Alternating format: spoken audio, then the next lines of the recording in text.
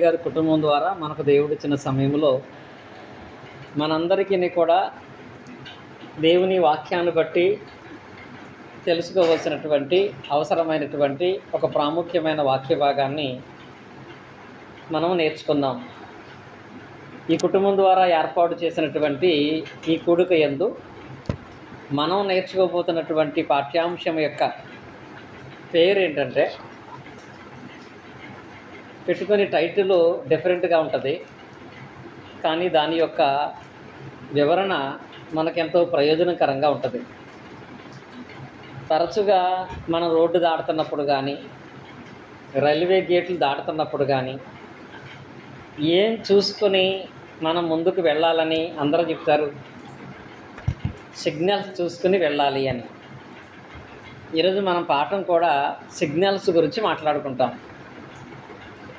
Signals అనేవి road దాటేటప్పుడు మాత్రమే కాదు, ఈ సిగ్నల్స్ అనేవి మన దేహంలో కూడా ఉంటాయి. ఈ సిగ్నల్స్ అనేవి బైబిల్లో కూడా ఉంటాయి. అసలు ఈ సిగ్నల్స్ రోడ్డు దాటేటప్పుడు మన దేహంలోనూ బైబిల్లోనూ ఉంటాయి అంటున్నాం కదా. సిగ్నల్ అనే దానికి తెలుగులో అర్థం ఏంటో తెలుసా? జాను చెప్పు, సిగ్నల్ అంటే తెలుగులో ఏంటి? సిగ్నల్ అంటే సిగ్నల్ వచ్చింది, సిగ్నల్ చూసి వెళ్ళాలి, సిగ్నల్ చూడాలి అని. సరే, జాను చెప్పింది కూడా పర్యాయ పదాలు ఒకటి, సూచన. అసలు దాని ప్రధానమైనటువంటి అర్థం ఏంటంటే సంకేతము అని అంటారు. ఏమంటాం? సంకేతము అంటే అది ఏ సంకేతాన్ని చూపిస్తే దానిని బట్టి అర్థం చేసుకుని మన యొక్క ఉనికిని, మన ప్రయాణాన్ని కొనసాగించేటువంటి సంకేతాలను మనం చూస్తాం. మన రైల్వే గేట్ దగ్గర చూసేటువంటి సంకేతాలు ఎన్ని కలర్స్ ఉంటాయి? ఎన్ని కలర్స్ ఉంటాయి? 3 కలర్స్ ఉంటాయి. అబ్జర్వ్ చేశారు? ఎన్ని కలర్స్? 3 కలర్స్. పైన ఏ కలర్ ఉంటుంది? ఫస్ట్ పైనే ఉంటుంది. ఎప్పుడు అంటమాట చూడలేదా? ఫస్ట్ పైన రెడ్ కలర్ ఉంటుంది, కింద మధ్యలో ఎల్లో కలర్ ఉంటుంది, కింద గ్రీన్ కలర్ ఉంటుంది. ఈ 3 కలర్స్కి 3 అర్థాలు ఉంటాయి. ఇలా సిగ్నల్స్ దగ్గర ఎలాగైతే కలర్స్గా వాటి అర్థాలు ఉంటాయో, దేవుడు మన దేహానికి కూడా సిగ్నల్స్ పెట్టాడు. డాక్టర్లు చెప్తారు, నీకు ఏదైనా ప్రమాదం రాబోతున్నప్పుడు నీ దేహమే నీకు కొన్ని సిగ్నల్స్ ఇస్తూ ఉంటుందని. ఒక డాక్టర్గా మాట్లాడేటువంటి వాళ్ళ గురించి మనం మాట్లాడాలంటే, హార్ట్ అటాక్ వచ్చేటప్పుడు కొన్ని సిగ్నల్స్ ఉంటాయి. అవి హాస్పిటల్కి వెళ్తే చెప్తారు వాళ్ళు. అందులో ప్రధానమైనది ఏంటంటే, నీకు హార్ట్ అటాక్ రాబోతుంది అంటే నీ గుండె మీద ఒక 50 కేజీలు బరువు పెట్టినట్టు బరువుగా ఉంటుంది. ఇది బరువు అనిపిస్తుంది అనే సిగ్నల్ నీకు వచ్చిందంటే త్వరలో ఏం రాబోతుందని, హార్ట్ అటాక్ రాబోతుంది అని. కొంతమందికి బీపీ ఉంటుంది. డాక్టర్ గారు చెప్పకుండానే నాకు బీపీ పెరిగినట్టు ఉందనుకుంటారు వాళ్ళు. ఎలా తెలుస్తుంది? సిగ్నల్ బాడీ చూపిస్తుంది. సిగ్నల్ ఎక్కువ అవుతుంది అంటే, బీపీ ఎక్కువ అయితే ఆటోమేటిక్గా కళ్ళు తిరుగుతాయి, కళ్ళు మసగ్గా కనపడతాయి, ఇంకొంతమందికి వాంతులు కూడా అవుతాయి. అంటే ఒక బాడీలో ఒక సూచన. షుగర్ కూడా, ఇవి లేకపోయినా చాలామందికి ఉన్నటువంటి వాళ్ళు చెప్పేస్తూ ఉంటారు. షుగర్ ఎక్కువైనా బాడీలో సిగ్నల్ ఉంటుంది, దాన్ని బట్టి వాళ్ళు చూసుకోవచ్చు. అదేంటంటే, షుగర్ ఎక్కువైతే దానికి ఉండే సూచన ఏంటంటే, ఉన్నటువంటి వాటిలో చాలా వాటిల్లో కూడా కాళ్ళు తిమ్ముర్లు వచ్చేస్తూ ఉంటాయి అని అంటారు, చూసారా? ఇలా మన బాడీ ప్రమాదం జరిగే ముందు కొన్ని సంకేతాలను, కొన్ని సిగ్నల్స్ ఇస్తూ ఉంటుంది. వాటిని బట్టి ముందే జాగ్రత్త పడితే ప్రమాదం నుంచి మనం తప్పించుకుంటాం. అదేం కాదులే అనుకున్నప్పుడే ఎక్కువ ప్రమాదంలో పడే పరిస్థితి ఉంటుంది. చాలామంది డాక్టర్లు అంటూ ఉంటారు, ముందే సిగ్నల్ వచ్చింది కానీ వీడు దాన్ని పట్టించుకోలేదని. సరే, మనం ఇప్పుడు మెడికల్గా నేర్చుకోవట్లేదు కదా. బైబిల్గా మాట్లాడుకున్నట్లయితే, బైబిల్లో కూడా ఒక మనిషి యొక్క జీవితాన్ని గురించి దేవుడు కొన్ని సిగ్నల్స్ ఇచ్చాడు. ఆ సిగ్నల్స్ని బట్టి ఆ మనిషి యొక్క స్థితిని మనం గ్రహించాలి, జాగ్రత్త పడాలి. బైబిల్లో ఉండే సిగ్నల్స్ అనేవి ఎలా ఉంటాయంటే, ఉదాహరణకి సామెతల గ్రంథములో 16 అధ్యాయము 18వ వచనములో దేవుడు చెప్పినటువంటి సిగ్నల్ ఏంటి? సామెతల గ్రంథము, నాశనమునకు ముందు గర్వము నడుచును, పడిపోవుటకు ముందు అహంకారమైన మనసు నడుచును. అంటే ఇక్కడ ఉన్న వాక్య భాగంలో దేనికి సిగ్నల్ ఉంటుందని చెప్పాడు? నాశనానికి సిగ్నల్ ఏంటి? గర్వం. ఒక వ్యక్తి నాశనం అయిపోతున్నాడు అని అంటే ఆ నాశనానికి ముందు అతనికి గర్వం వస్తుంది. నాలో గర్వం పెరిగింది అని నీకు అనిపిస్తే ఆ గర్వాన్ని తగ్గించుకోకపోతే ఖచ్చితంగా ఏమవుతుంది? నాశనం అనేది వస్తుంది. నాలో అహంకారం పెరిగిపోతుంది అనేది కనుక మనం తెలుసుకోకపోతే ఖచ్చితంగా మనము ఉన్నటువంటి దాంట్లోంచి మనం పడిపోతాం. అందుకే ఎప్పటికప్పుడు కూడా మనం పరీక్షించుకుంటూ ఉండాలి. ఒకప్పుడు మన అనే కుటుంబాలతో ఎలా ఉండేవాళ్ళం, మన అనేటువంటి సహోదరులతో ఎలా ఉండేవాళ్ళం, మన ఊర్లో ఉన్నటువంటి వాళ్ళతో ఎలా ఉండేవాళ్ళం. ఒక ఉద్యోగం రాగానే, మంచి ఆస్తి కలిసి రాగానే, నీ ఆరోగ్యం రాగానే ఎదుటి వాళ్ళని కించపరిచి నీచంగా అవమానించి మాట్లాడుతున్నావంటే అది చాలా ప్రమాదకరము. ఒక సిగ్నల్ ఏంటంటే నాశనం అయిపోయే ముందు గర్వం వస్తుంది.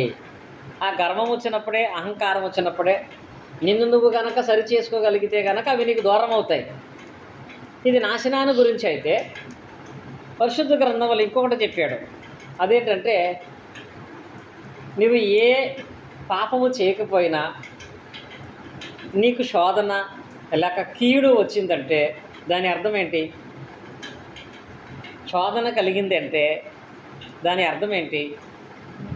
శోధన వెనక ఏముంటుంది? మేలు ఉంటుంది. అంటే శోధన అనేది మనం చూస్తున్నామంటే, శోధనలు అనేవి అనుభవిస్తున్నామంటే, ఇప్పుడు ఈరోజు ప్రార్థన పెట్టుకుందాం అనుకున్నాం, కానీ దేవుని కొరకు ప్రార్థన ఏర్పాటు చేసుకుంటున్నా మనకు కొన్ని శోధనలు ఆటంకాలు వస్తున్నాయి అంటే దాని అర్థం శోధనలు వస్తున్నాయంటే దీవెనలు రాబోతున్నాయని అర్థం.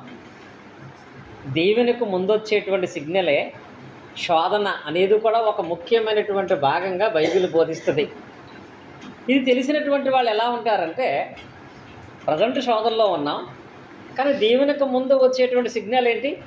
ఇది శోధన, దీని తర్వాత నాకు దీవెన వస్తుంది అనుకునేటువంటి వాళ్ళ యొక్క ఆలోచన విధానము యోబులా ఉంటుంది. చూడండి, యోబు గ్రంథం చూసినట్లయితే 23వ అధ్యాయములో, యోబు గ్రంథము 23వ అధ్యాయము 10వ వచనం మనం చదువుకున్నట్లయితే, నేను నడుచు మార్గము ఆయనకు తెలియను, ఆయన శోధించిన తర్వాత నేను సువర్ణము వలె కనబడుదును. ఇప్పుడు ఈ వాక్య భాగమందు ప్రజెంట్ యోబు గారు ఏ స్థితిలో ఉండగా ఈ మాట మాట్లాడుతున్నాడు? శోధనలో ఉన్నప్పుడు. ఎలాంటి శోధన? మామూలు సామాన్యమైన శోధన కాదు. భరించలేని దుఃఖం, 10 మంది పిల్లలు చనిపోయారు. తిరిగి సంపాదించలేని నష్టం, ఆస్తి అంతా పోయింది. నెమ్మదిగా ఉండలేని దేహమంతా బలహీనమైపోయింది. ఇలాంటి శోధనలో బాధపడుతున్నటువంటి యోబు ఏమనుకున్నాడంటే, ఇది నాకు ఒక సిగ్నల్. ఏంటది? శోధింపబడిన తర్వాత నేను సువర్ణంలాగా మారతాను. ఇప్పుడు బంగారాన్ని కొలుములో వేస్తే బంగారం యొక్క భవిష్యత్తు ఎలా ఉంటుందని అర్థం? మరింత మెరుపుతో, మరింత విలువతో, మరింత ఉన్నతంగా అది కనపడుతుందని చెప్తున్నాడు కదా. అలాగే బైబిల్ ఏం చెప్తుందంటే, నీవు యథార్థంగా ఉంటున్నా నీకు శోధన వచ్చిందంటే దేవుడు నీకు దీవెని ఇవ్వబోతున్నాడని అర్థం. అప్పుడు శోధన కాలం ముందు మనం ఎలా ఉంటాం? యాకోబు పత్రికలో 1వ అధ్యాయం మనం చూసినట్లయితే, యాకోబు రాసిన పత్రిక 1వ అధ్యాయము 2-3 వచనాలు చూడండి. నా సహోదరులారా, మీ విశ్వాసమును కలుగు పరీక్ష ఓర్పును పుట్టించునని ఎరిగి మీరు నానా విధమైన శోధనలో పడినప్పుడు అది మహదానందం అని ఎంచుకొనండి. అంటే ఆనందంగా ఉండండి అంటాడు ఇక్కడ. ఎప్పుడు? శోధనలో ఉన్నప్పుడు. ఒక రకమైన శోధన కాదు, అది కుటుంబాన్ని బట్టో, దేహాన్ని బట్టో, సమాజాన్ని బట్టో నీకు శోధనలు రావచ్చు. కానీ ఆ శోధన కాలమందు బైబిల్లో ఈ సిగ్నల్ అర్థమైతే, ఏ సిగ్నల్? దీవెనకు ముందు శోధన వస్తుంది, దీవెనకు ముందు వచ్చే సిగ్నలే శోధన అని నీకు అర్థమైతే, ఆ శోధన యందు ఎలా ఉంటామంట? మహదానందమని ఇచ్చుకుంటామంట. ఆ శోధన యందు మహదానందమని ఎంచుకుంటాము. ఎందుకనగా 4వ వచనం చూడండి, మీరు సంపూర్ణులను అనునాంగులను ఏ విషయములోనూ కొదువలేని వారు ఉన్నట్లు ఓర్పు తన క్రియలను కొనసాగింపనీయుడి. నీకు ఏ విషయంలో కూడా కొదువు లేకుండా ఉండాలంటే ఇప్పుడు ఎలా ఉండాలి? ఓర్పు చేత. ఎప్పుడు ఓర్పు పట్టమంటాం మనం? కష్టంలో ఉన్నప్పుడు, బాధలో ఉన్నప్పుడు, శ్రమలో ఉన్నప్పుడు ఓర్పు పట్టమంటాం కదా. ఇప్పుడు మీరు ఓర్పు చేత ఏ కార్యాలు జరిగిస్తున్నారో ఆ కార్యాలు జరిగించండి, ఓపిక పట్టండి. మీరు ఓర్పు తన క్రియలను కొనసాగింపనీయండి. ఎప్పుడైతే ఓర్పు చేత మీరు క్రియలను జరిగిస్తారో అప్పుడు దీని తర్వాత రాబోతున్నటువంటి దీవెనను మన జీవితాల యందు మనం పొందగలుగుతాం. అలాంటి దీవెనలు పొందేటువంటి మార్గంలో పరిశుద్ధ గ్రంథమందు దేవుడు చెప్పినటువంటి 3 రకాల ఈ సిగ్నల్స్ గురించి కూడా మనం మాట్లాడుకోవచ్చు. ఇందాక చెప్పారు కదా, సిగ్నల్స్ అనగానే ప్రధానంగా 3 ఉంటాయి. చాలా ఉంటాయి కానీ ప్రధానంగా 3 ఉంటాయి ప్రతి చోట కూడా. ఏంటది? ఒకటి రెడ్ కలరు, ఒకటి ఎల్లో, 3 గ్రీను. ఈ 3 ఒకే స్తంభం మీద ఉన్నా, ఈ 3 ఒకే చోట ఉన్నా వాటి అర్థాలు వేరు. ఇప్పుడు ఉదాహరణకి ఒక సిగ్నల్ గురించి మాట్లాడుకుందాం. రెడ్ సిగ్నల్ పడితే దాని అర్థం ఏంటి? స్పీడ్గా వెళ్ళమనా, స్లోగా వెళ్ళమనా, ఆగిపోమ్మనా? దాని అర్థం ఏంటి? రెడ్ సిగ్నల్ పడితే నీవు అక్కడే ఉన్నట్లుగానే ఆగిపోమని దాని అర్థం. ముందుకు వెళితే ప్రమాదం అని దాని అర్థం. ఇలా దేవుడు కొంతమందికి, ఆ తర్వాత సర్వలోకానికి కూడా కొన్ని సందర్భాల్లో రెడ్ సిగ్నల్ వేసి ఉంచాడు. బైబిల్లో మొట్టమొదట దేవుడు రెడ్ సిగ్నల్ వేసింది ఎవరికి? మీరు చెప్పింది వాస్తవమే. దేవుడు ఆగు అని చెప్పింది,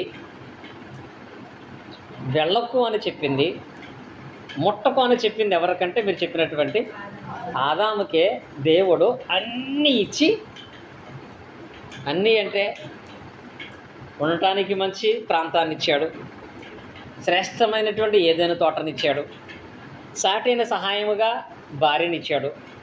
కానీ ఇన్ని ఇచ్చి ఒకే ఒక్క విషయంలో మాత్రం నువ్వు అక్కడికి మాత్రం వెళ్లకుండా ఆగిపోమని చెప్పాడు. ఆదాముకు దేవుడు ఇచ్చినటువంటి సిగ్నల్ ఏంటంటే ఆదికాండము 2వ అధ్యాయం 17వ వచనం. ఆదికాండం 2వ అధ్యాయం 17వ వచనం.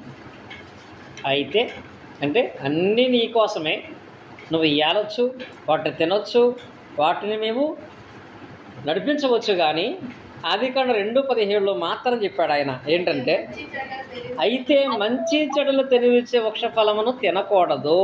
అంటే ఇక్కడ నీవు వాటిని తినదిన నిశ్చయముగా చచ్చేదేవని నరునికి తినకూడదు అని ఏంటంటే అక్కడ ఆగిపోమన్నాడు. దాని జోలికి వెళ్ళొద్దు అన్నాడు, దాని దగ్గరికి వెళ్ళొద్దు అన్నాడు. తినకూడదు అనేది ఒక రెడ్ సిగ్నల్. కానీ దేవుడే అది వద్దు అని ఈ మంచి చెడులు తెలివిచ్చే వృక్ష ఫలము దగ్గర రెడ్ సిగ్నల్ వేస్తే ఆదాము ఆగాడా? వెళ్ళిపోయాడు. ఆదాము కానీ అవ్వ కానీ ఇద్దరు కూడా వెళ్ళిపోయారు. దేవుడు వద్దు అని చెప్పినా వాళ్ళు దానిని దాటినందుకు, ఒకసారి వాళ్ళు పండు తిని దాన్ని దాటినందుకు వాళ్ళు పోగొట్టుకున్నటువంటివి ఏమిటంటే 3 ప్రధానంగా పోయినాయి వాళ్ళకి. ఒకటి, దేవునికి దూరం అయిపోయారు. వాళ్ళకి దేవునికి మధ్య వాళ్ళు చేసిన పాపం అడ్డం వచ్చేసి దేవునికి దూరం అయిపోయారు. రెండవది, దేవుడు ఆశీర్వదించి ఇచ్చినటువంటి ఏదైనా తోటకు కూడా దూరం అయిపోయారు. మూడవది, సుఖవంతమైన జీవితానికి కూడా దూరం అయిపోయారు. అంతకుముందు వాళ్ళు దానికి సేద్యం చేసే పనే, ఆ తర్వాత చెమటూర్చి కష్టపడి పండిస్తుంటే అది ముళ్ళ పొదలు కష్ట పొదలు పొలుస్తూ ఉంటుంది. అంటే దేవుడిచ్చిన ఒక సిగ్నల్ దాటడం వల్ల దేవునికి దూరం అయ్యారు, దేవుడిచ్చిన ఏదైనా తోటకు దూరం అయిపోయారు, సుఖవంతమైన జీవితానికి కూడా దూరం అయిపోయారు. అంటే దేవుడు వద్దు అంటే దాన్ని మరలా చేయడానికి ప్రయత్నం చేస్తే ఈ సిగ్నల్ దాటితే వాళ్ళు పొందినటువంటి పరిస్థితి. ఇలాగే బైబిల్లో సౌలు అనే ఒక రాజు ఉన్నాడు. ఈయన కూడా దేవుడు సామాన్యంగా జీవించేటువంటి ఆయన్ని, గాడిదలు వెతుక్కుంటూ వెళ్ళినటువంటి ఆయన్ని తీసుకొచ్చి ఒక రాజుగా దేవుడి సింహాసనం మీద నిలబెట్టాడు. సౌలు అనేటువంటి రాజుని దేవుని దయ వలన రాజు అయ్యాడు. తన రాజ్యాన్ని విస్తరింపచేశాడు. అన్నీ ఇచ్చి అన్నీ జయించడానికి సహాయం చేసి అన్నిట్లోనూ ఉన్నతమైన స్థానాన్ని సౌలు అనే రాజుకి దేవుడిస్తే, ఇవన్నీ దేవుడిచ్చి సౌలు అనే రాజుకి దేవుడిచ్చిన ఒకే ఒక రెడ్ సిగ్నల్ ఒకటే పాపం. సమూయేలు మొదటి గ్రంథం చూడండి, 15వ అధ్యాయం 18వ వచనంలో. సమూయేలు మొదటి గ్రంథం 15వ అధ్యాయం 18వ వచనం. మరియు యెహోవా నిన్ను సాగనంపి నీవు పోయి పాపాత్తులైన అమాలేకులను నిర్మూలము చేయుము, వారు లయమగ వరకు వారితో యుద్ధము చేయమని చెప్పగా, ఇక్కడ ఈ వాక్య భాగంలో దేవుడు ఏమన్నాడంటే, ఒకటి, నీవు వాళ్ళని నిర్మూలన చెయ్యి, వారితో యుద్ధము చేస్తానే ఉండు.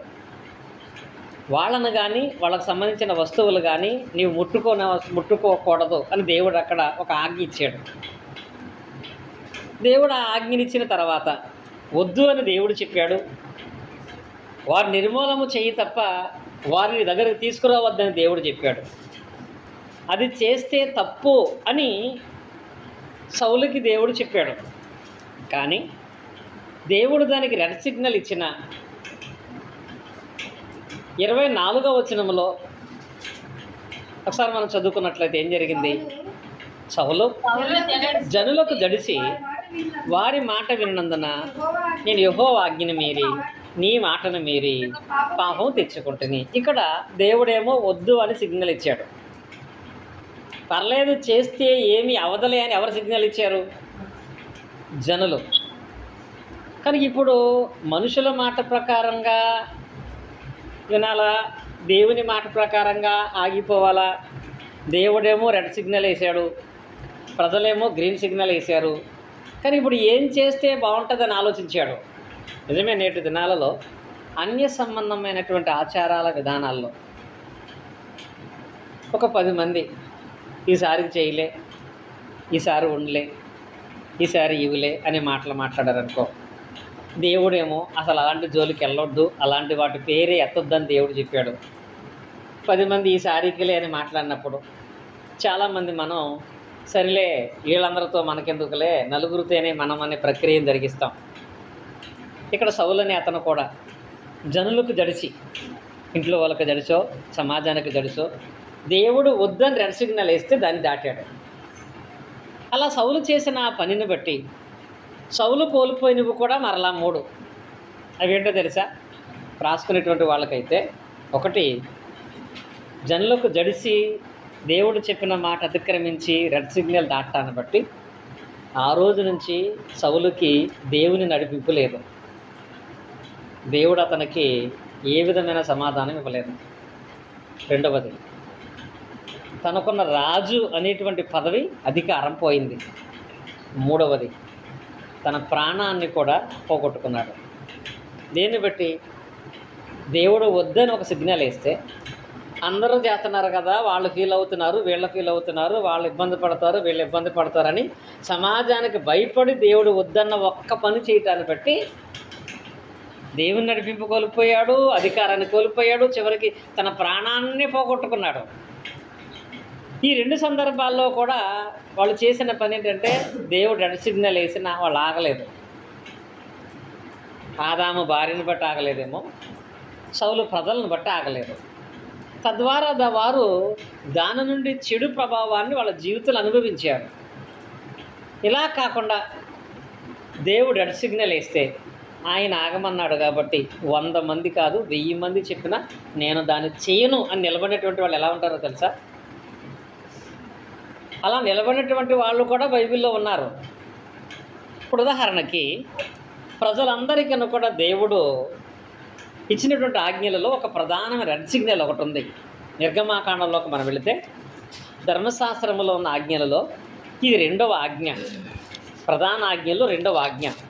నిర్గమాకాండం 20 అధ్యాయం 24వ వచనం చూడండి.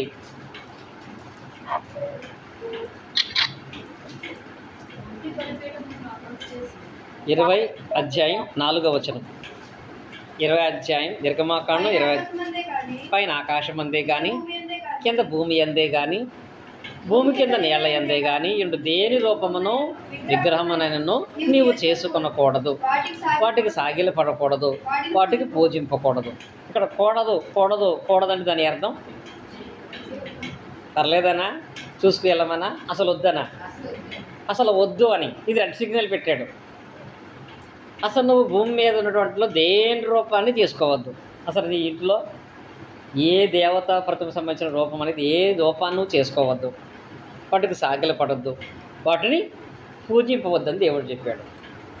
ఇలా దేవుడు వద్దు అని రెడ్ సిగ్నల్ వేసిన తర్వాత దాని విషయం అందు మేము దేవుడు చెప్పినట్లుగా ఆగిపోతాము తప్ప ఎంత ఇచ్చినా ఎంత బెదిరించినా మేము ఇలాంటి వాటికి నమస్కారం చేయనని దేవుడు వద్దన్నాడని నిలబడి ఆగిపోయినటువంటి వాళ్ళు బైబిల్లో చాలామంది ఉన్నారు. వాళ్ళలో మీకు తెలిసిన వాళ్ళు చెప్పండి. షడ్రకు మేషకు అబేద్నెగో బాగా చెప్పారు. దానియేలు గ్రంథంలో 3వ అధ్యాయం 17వ వచనంలో, దానియేలు గ్రంథం 3వ అధ్యాయం 17వ వచనం. వీళ్ళ ముగ్గురు కూడా రెడ్ సిగ్నల్ ఇచ్చాడు దేవుడు కనుక మేము ఒక్కడుగు కూడా ఆ మాట దాటి వేయమని నిలబడినా అని చెప్పిన మాటలు చూడండి. అక్కడ దానియేలు గ్రంథం 3:17 మేము సేవించున్న దేవుడు మండుచున్న వేడిమి గల అగ్నిగుండములోని మమ్మల్ని తప్పించి రక్షించుటకు సమర్థుడు, మరియు నీ వశమును పడకుండా ఆయన మమ్మల్ని రక్షించును, ఒకవేళ ఆయన రక్షింపకపోయినను. అంటే ఇక్కడ వాళ్ళు ఆ రెడ్ సిగ్నల్ విషయంలో ఎలా ఉన్నారంటే, ఒకటి రాజుగారే భయపెడుతున్నాడు, మీరు మర్యాదగా దానికి నమస్కరిస్తారా నమస్కరించరా, పూజిస్తారా పూజించరా. సైనికులు కూడా వాళ్ళ చుట్టూ ఉన్నారు. ఇంకా నెబుకద్నెజరు రాజు ఒక అగ్నిగంధకాన్ని తవ్వి దాన్ని బాగా మండించాడు. ఇప్పుడు దేవుని మాట మీరు నమస్కరిస్తారా చస్తారా అనే కడకొచ్చింది. వాళ్ళు ఏమన్నారు, మేము అక్కడ అంటాడు ఒకవేళ ఆయన రక్షింపకపోయినంటే చావనైనా చచ్చిపోతాము కానీ ఈ సిగ్నల్ మాత్రం మేము దాటమన్నారు. రాజు బెదిరించిన, సైనికులు బెదిరిపెట్టినా, అగ్నిగుణంలో పడేసే అంత సిచ్యువేషన్ వచ్చేసిన ఈ ముగ్గురు మాత్రం దేవుడు వద్దు అంటే ఎంతమంది చెప్పినా అది ఎంత లాభమైనా ఎంత ప్రయోజనమైనా మేము దానిని చేయము అని అరవాడు. ఎప్పుడైతే అలా అని వాళ్ళు నిలబడ్డారో, రెడ్ సిగ్నల్ దగ్గర ఆగిపోయారో, దేవుడు వాళ్ళకిచ్చిన దీవెనలు ఏంటి? ఏమిచ్చాడు? నేను మళ్ళీ అడుగుతా, ఆదాముకి ఇచ్చిన శాపాలేంటి? సౌలుకి వచ్చినటువంటి శాపాలేంటి? ఇప్పుడు షడ్రకు మేషాకు వదిలినటువంటి రెడ్ సిగ్నల్ దగ్గర ఆగటం వల్ల వాళ్ళకు వచ్చిన దీవెనలు ఏంటో తెలుసా? ఒకటి, అసలు బైబిల్లో ఎక్కడా జరగనటువంటి గొప్ప కార్యం దేవుడు వాళ్ళ విషయంలో చేశాడు. మొదటిది దేవుని గొప్ప కార్యం. అక్కడ ఏంటది? మండుచున్న వేడిమిగల అగ్నిగుండములో వాళ్ళని తీసుకెళ్ళి పడేస్తే వాళ్ళ కాళ్ళు చేతులు కట్టిన తాళ్ళు తప్ప వాళ్ళ వెంట్రుకు కూడా కాలేదు. ఇది దేవుడిచ్చినటువంటి గొప్ప దీవెనకరమైన కార్యం. దేవుని గొప్ప కార్యాన్ని వాళ్ళు చూశారు. రెండవది, ప్రశంసించబడ్డారు. వాళ్ళ దేశంలో ఉన్న వాళ్ళందరి చేత కూడా గొప్ప పేరు వచ్చింది వాళ్ళకి. రాజు సైతము కూడా వాళ్ళని ప్రశంసించాడు. ఈ ప్రశంస వాళ్ళ దాన్ని నమస్కరిస్తే వచ్చేది కాదు. మూడవది, ఈ ముగ్గురికి కూడా రాజుగారు ఏమిచ్చాడో తెలుసా? ఒక స్థిరమైన మంచి ఉద్యోగాలు ఇచ్చాడు. స్థిరమైన ఉద్యోగాలు వచ్చినాయి. దేవుడు రెడ్ సిగ్నల్ ఇస్తే అది చేయకుండా తమను తాము కనుక ఆపుకోగలిగితే దేవుని గొప్ప కార్యం జరిగింది. ప్రశంసింపబడ్డారు. స్థిరమైనటువంటి ఉద్యోగాలు వాళ్ళకు వచ్చినాయి. అంటే దేవుడు వద్దు అంటే దాన్ని ఏ పరిస్థితుల్లో కూడా చేయకుండా మనల్ని మనం జాగ్రత్త పడితే మన జీవితాల్లో, మన కుటుంబాల్లో ఇలాంటి దేవుని గొప్పదైన కార్యాలు మనం చూడగలుగుతాం. ఇంకా రెండవది, దేవుడిచ్చిన మరొక దాని సిగ్నల్ ఏంటంటే, ద్వితీయోపదేశ కాండములో 14వ అధ్యాయము, ద్వితీయోపదేశ కాండము 14వ అధ్యాయం 3వ వచనం చదువుకుని మనం ముగించుకుంటాం ఈ సందర్భంలో. ద్వితీయోపదేశ కాండము 14వ అధ్యాయం 3వ వచనం. నీవు హేయమైనదేది తినకూడదు, మీరు తినదగిన జంతువులు ఏమనగా అన్నాడు ఇక్కడ. అంటే ఈ వాక్య భాగంలో దేవుడు నోటికి కూడా ఒక సిగ్నల్ ఇచ్చాడు.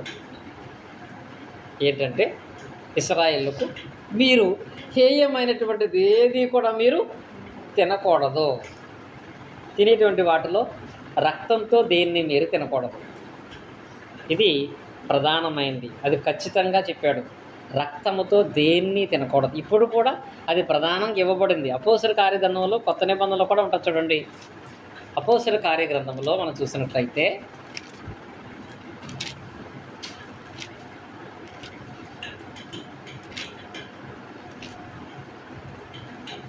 28వ వచనం, అధ్యాయం 15వ అధ్యాయం. అపోస్తల కార్యాలు 15వ అధ్యాయం 28వ వచనం.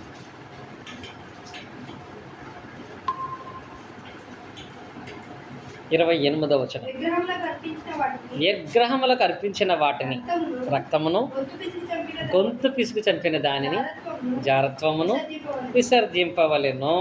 ఇక్కడ చూడండి, ఇక్కడ విసర్జింపవలెను. అవశ్యముగా వీటికంటే మరి ఎక్కువైన ఏ భారం మీ మీద మోపబడలేదు. అంటే దేవుడు చెప్పినటువంటి ప్రధానమైన మాట ఆనాడు ధర్మశాస్త్రం కొత్త నిబంధనలో కానీ ఈ 4 ఎప్పుడు మీరు చేయొద్దు. ఇక్కడ మీరు ఆపుకోవాలి. ఏ విషయంలో? విగ్రహార్పితమైన వాటి విషయంలో మీరు ఖచ్చితంగా దాన్ని ఆపుకోవాల్సిందే. రెండవది, రక్తం తినకూడదు. ఎంత టేస్ట్ ఉంటుందన్నా, ఎంత బాగుందన్నా, ఎంత బాగా ఉండనని చెప్పిన గొంతుకు పిసి చంపిన దాన్ని తినకూడదు. జారత్వాన్ని విసర్జింపాలి. ఇది ఖచ్చితంగా దేవుడు అక్కడ సిగ్నల్ ఇచ్చాడు. ఇవి తినొద్దన్నాడు. లేఖనాలు తెలిసినటువంటి ఎవరో కూడా వీటిని తినరు.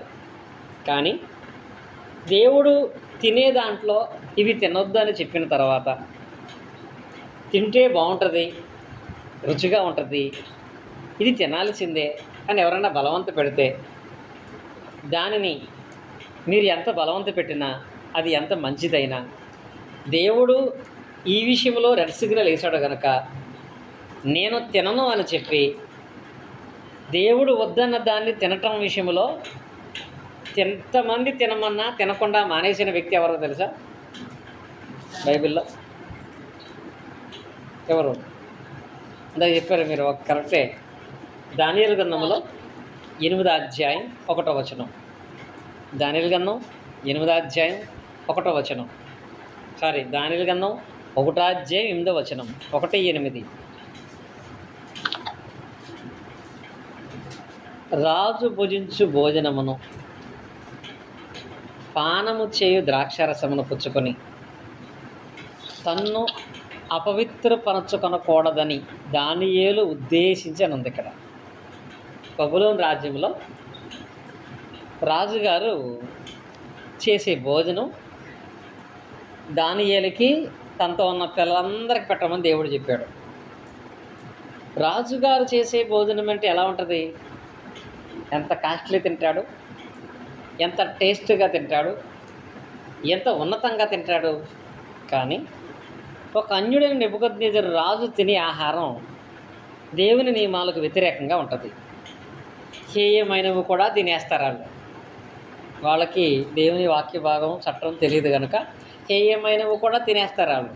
ధర్మశాస్త్ర ప్రకారం హేయమైనవి అంటే పందిని తినేస్తారు, కొన్ని ఏరే రకరకాల జంతువులు తినేస్తారు. ఇప్పుడు నెబుకద్నెజరు రాజు కూడా హేయమైంది లేదు, మంచిది లేదు, అన్నీ తినేస్తాడు. రాజుగారు ఏమన్నాడు? వీళ్ళ ప్రేమతో నేనేం తింటానో అదే పిల్లలకు పెట్టమన్నాడు. రాజుగారి తినే భోజనం మనం తింటామంటే మామూలు విషయం కాదు కదా. ఎంత ధన్యత, ఎంత గొప్ప అదృష్టం. కానీ దానిలో ఏమన్నాడో తెలుసా? రాజుగారు తినే భోజనం తినటం చాలా అదృష్టం, కానీ ఆయన తినే భోజనం తినే విషయంలో దేవుడు తినకూడనటువంటివి కూడా ఆయన తింటాడు. కాబట్టి నాకు రాజుగారు తినే భోజనం నాకు వద్దు. అది ఎంత కాస్ట్లీ అయినా, అది ఎంత టేస్ట్ అయినా, అది ఎంత విలువైందైనా ఆ భోజనం నాకు వద్దని కూరగాయలే తిన్నాడు ఆయన. ఎవరు? దానియేలు.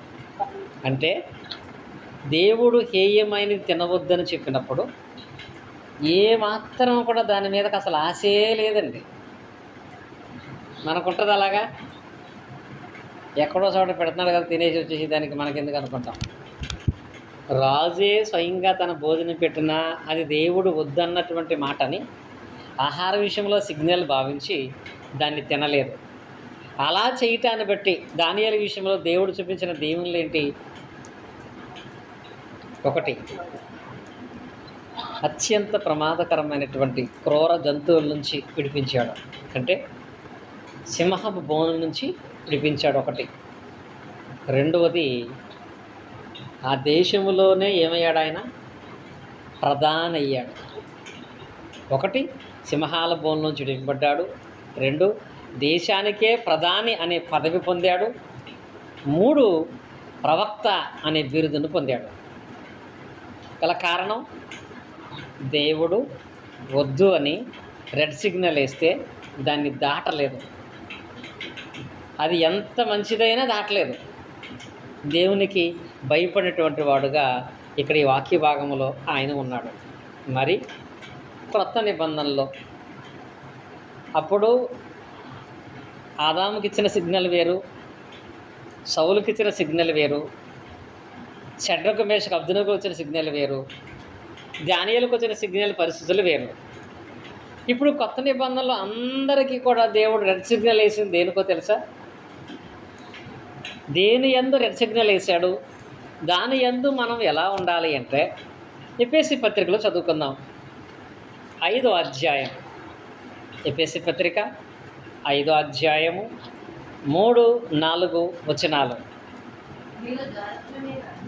1, మీలో జారత్వమే కానీ ఏ విధమైన అపవిత్రత, అలా ఏ రకమైనటువంటి అపవిత్రత నీకు అంటుకోకూడదు.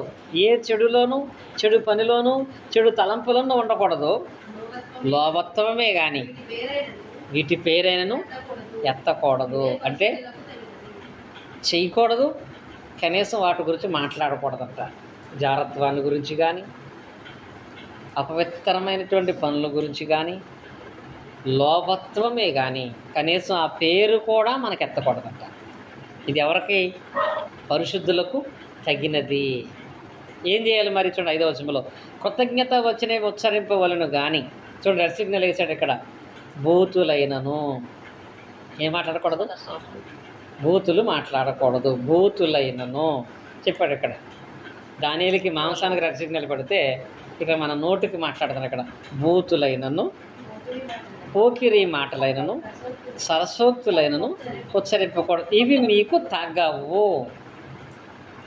ఖచ్చితంగా ఇవి మీకు తగవు. వాటిని మాట్లాడకూడదు అనే మాట అక్కడ తెలియచేశాడు. ఎప్పుడైతే దేవుడు వద్దన్నటువంటి వీటి విషయంలో మనం ఖచ్చితంగా నియమాన్ని పాటించేటువంటి వాళ్ళంగా మనం ఉంటామో, అంటే అక్కడ మనం ఆగిపోతామో. ఎంత కోపాన్ని పుట్టించినా, ఎంత ఆశను పుట్టించినా, ఎంత ఆలోచన పుట్టించినా, పాపమునకు దేవుడు వద్దన్నటువంటి పాపాల విషయంలో మనం ఎప్పుడైతే ఆగుతామో అప్పుడు దేవుని యొక్క కార్యాలు ఉన్నతంగా మనం చూస్తాం. చూడండి, నిర్గమాకాండం 14వ అధ్యాయం చూసినట్లయితే, నిర్గమాకాండంలో 14వ అధ్యాయం 13-14 వచనాలు. అందుకు మోషే భయపడకుడి, యెహోవా మీకు నేడు రక్షణ కలుగచేయు రక్షణ మీరు ఓరకయే నిలిచి చూడుడి. అంటే ఇక్కడ ఏమంటాడు ఆయన? నిలబడి చూడండి. ఎక్కడ నిలబడి? ఇశ్రాయేలీయులు అయితే దేవుని ఆజ్ఞ మేరకు వాళ్ళు నిలబడితే మీరు నిలబడండి, దేవుడు కార్యం చేస్తాడు. ఎక్కడ నిలబడాలి? రెడ్ సిగ్నల్ దాటేసా దాటకముందా? రెడ్ సిగ్నల్ దేవుడు ఎక్కడ వేసాడో అక్కడ మీరు నిలబడి ఉంటే తర్వాత మీకు జరగాల్సిన కార్యాలను దేవుడే జరిగిస్తాడు. మళ్ళీ అంటాడు చూడండి 14లో, యెహోవా మీ పక్షముగా యుద్ధము చేయను, మీరు మోరకయే ఉండవలని ప్రజలతో చెప్పాను. కనుక దేవుడు చెప్పినటువంటి విషయాలలో మనం గనక వద్దంటే తిరిగి వాటి జోలు వెళ్లకుండా మన నోటిని, మన తలంపులను, మన క్రియలను మనం ఆధీనంలో ఉంచుకుని కనుక కంట్రోల్ చేసుకోగలిగితే, ఈ సిగ్నల్ దగ్గర ఆగగలిగితే, నువ్వు ఆ సిగ్నల్ దగ్గర ఆగిపో. మనం చూస్తున్నాం కదా, దానియేలు ఆగిపోయాడు, దేవుడు కార్యాలు చేసుకుంటూ వెళ్ళాడు. షడ్రక్ మేషక్ ఆగిపోయారు, దేవుడు కార్యాలు చేసుకుంటూ వెళ్ళాడు. ఆదాం ఆగలేదు, శాపాలు వచ్చినాయి. సౌలు ఆగలేదు, శపించబడ్డాడు. కనుక దేవుని వాక్య విషయాలు ఎలా ఉంటున్నాం మనం? దేవుడు వద్దనడంటే అది రెడ్ సిగ్నల్. దాన్ని దాటి వెళ్ళిపోయినట్లయితే మనం ఎలాంటి ప్రమాదాలు ఎదుర్కొంటామనేది ఈ పాటను బట్టి నేర్చుకుంటున్నాము. కనుక నేను నిలబడదాం. అలా నిలబడిన కుటుంబాలుగా మనం ఉంటే, మనం నిలబడితే చాలు, మనల్ని, మన కుటుంబాన్ని, మన బిడ్డలను ఎక్కడికి తీసుకెళ్లాలో క్షేమకర స్థలానికి దేవుడే తీసుకెళ్తాడనే విశ్వాసం మనలో ఉండి అలా మనం నడుచుకోవాలి. ఇది చెప్పినటువంటి పాఠంలో ఆదాము దేవుడు రెడ్ సిగ్నల్ వేసిన దాన్ని దాటాన్ని బట్టి ఆదాం మీదకి వచ్చినటువంటి 3 శాపాలు ఏంటి?